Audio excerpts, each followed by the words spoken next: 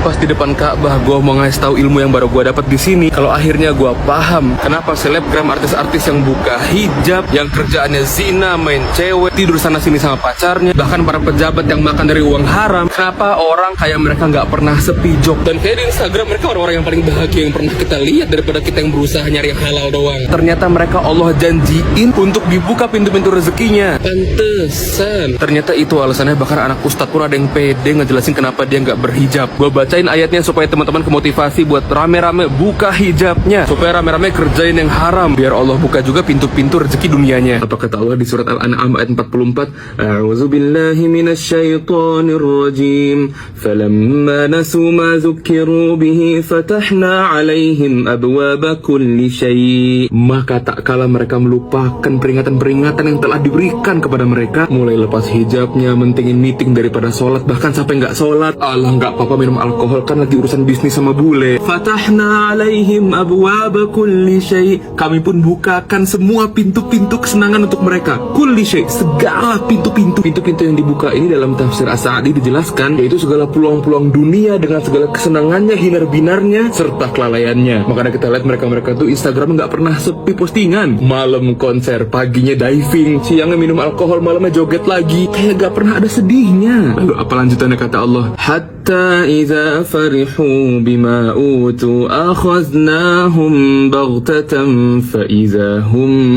mublisun.